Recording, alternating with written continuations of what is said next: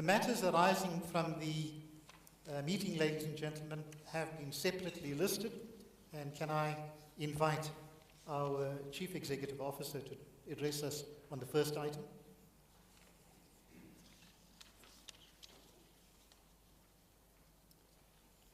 Sorry, is that on the financial statements, Mr. Chair? Yes, Alpha's 2011 financial statement. I can confirm that we have received those signed financial statements. All right, if we take you to item 2, can you give us an update on the Telotech sale? As is stated in the action list, the sale is still ongoing. A due diligence has been completed, and we expect to have it finalised after the financial year end. Any further discussion, ladies and gentlemen? Thank you. Item 3, if we could ask the Head of Internal Audit, Mr. Hector. Mr. Chair, per your request, the survey was distributed to all audit committee members last month.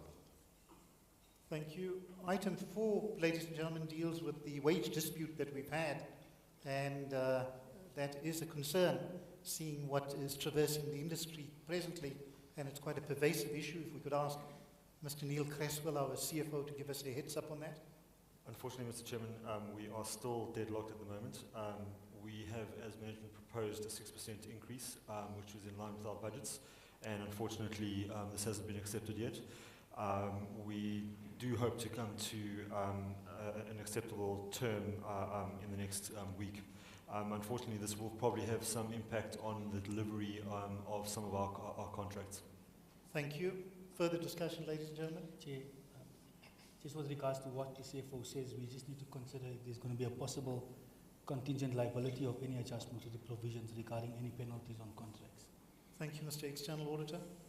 Chair, just to add to that, what contingency plans have you put in place to ensure that business is not disrupted significantly? At this stage, what we've done is we've looked at hiring some external consultants to come in and assist us in terms of the production, so that we don't actually fall behind on those. And I don't think that there will be that major an impact at this stage. I think it is under control. Thank you for that. If we move to item 5 from a matters arising point of view, ladies and gentlemen, we discussed at the last meeting having on board policy documentation across the group. If we could ask Mr. Hector to address us on that. Mr. Chair, the documents are currently in the process of being reviewed in order to ensure compliance with ISO 9001. We trust that this process will be completed by the end of October of this year. Thank you for that. And the last item from matters arising, ladies and gentlemen, deals with the risk matrix format. If I could ask Mr. Nkonki. Chair, thank you very much. The risk matrix format has actually been adjusted in the risk methodology and is currently in the process of being embedded throughout the organization. We'll present this at the next audit committee. Thank you, Mr. Nkonki. Ladies and gentlemen, are there any other matters in the minutes that you wish us to address this afternoon, or any queries from a completeness point of view? Thank you. If we could move to the committee reports. We have a number of different committee reports. The first report back is from Internal Audit, so if we could ask Mr. Hector again to address us on that. Thank you, Chair. The purpose of this progress report is twofold. Firstly is to provide the committee with a sense of progress of our work done regarding the approved 2012-2013 audit plan. And secondly, it is to provide high-level feedback on the key findings emanating from the audit work completed to this date. Our approach on the audit work done, as the committee would know, is in terms of King 3 and the IIA standards, and we have ensured that the audit plan is risk-based. The internal audit has done the following, and we've utilized the following channels: discussions with the chief manager I've held with senior management. We've identified the risks identified previously by the audit committee, the general knowledge of the business, the areas of previous internal audit and external audit findings, and any recent fraud investigations conducted. Our objective, as previously, remains to provide independent assurance that management has the required policies and underlying procedures in place to effectively manage the business risks. What we do as internal audit also ascertains whether the depth and adequacy of monitoring of the control activities by management is sufficient to provide due assurance. We have over the page, which is page 4 of 13, of the pack in front of you, got a progress synopsis of the 10 audits which we have planned so far this year. 2 have been completed and the reports are included in this pack. 1 fieldwork is in progress. There are 5 remaining as scheduled. We indicate which is the status of each of these. The progress on the collection, processing and issuing audit, we completed that in time. The marketing and communications audit was issued a couple of months behind schedule due to the fact that the manager of this area was on leave for a full month, and also the extent of the issues which we've picked up, which took some while to clear. The compliance audit is 1 month overdue due to the unavailability of Transformation Limited staff. So we are experiencing some issues in clearing audit reports due to unavailability of staff. Then if I could take the committee to page 5, where we talk about the collections, processing and issuing audit. We did not identify any major findings in this particular audit. So the overall conclusion is that in terms of collection, processing and issuing, the control environment is deemed to be adequate and effective. If we turn the page, we indicated there what was the cost of this particular audit. You can see there that the audit was completed within budget. The marketing and communications audit, we do not have the same level of good news.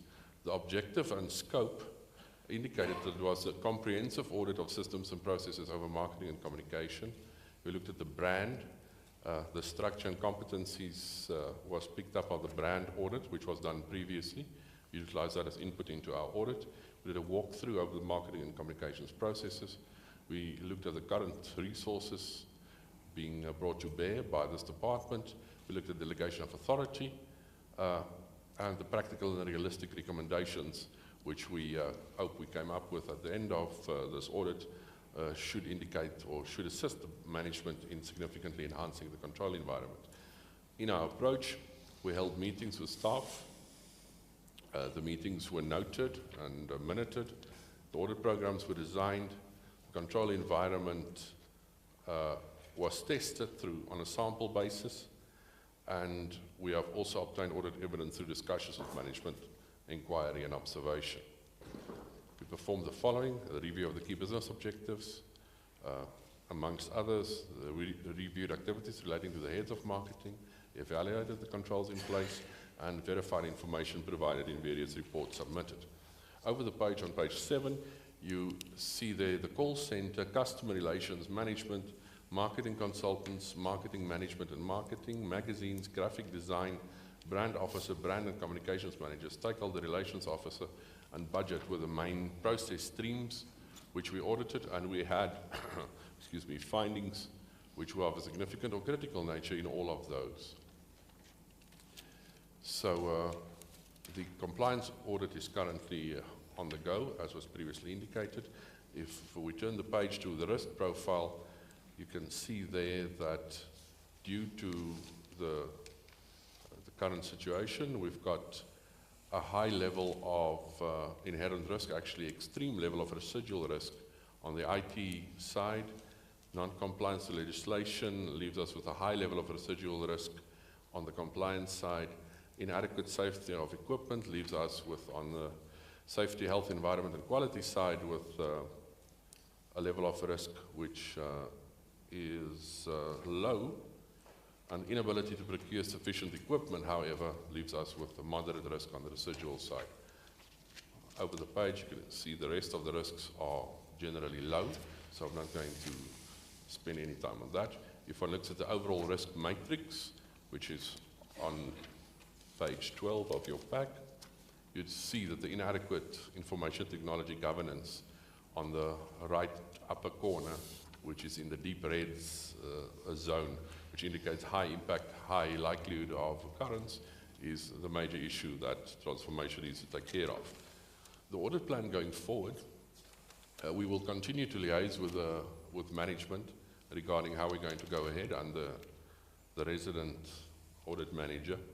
What we do suggest is what we will get to later in this pack is a number of issues emanating from various bits of work which affects the HR function. So it is our suggestion that the HR function be added to the plan before this financial year end. But we'll get to that in the next couple of reports. Cooperation from management has been excellent, apart from the issue that management has not always been available as per the indicated plan.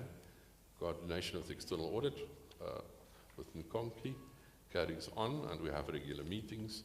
So we can say that based on the issues raised, there's systematic and timeous attention which would result in an improved and more secure control environment. But we also have to say we've so far completed 2 audits out of 10, so the situation on the control environment currently is adequate and effective based on that work done. Thank you, Gerard, for a very full report. Colleagues, are there any questions that you have for Mr. Hector?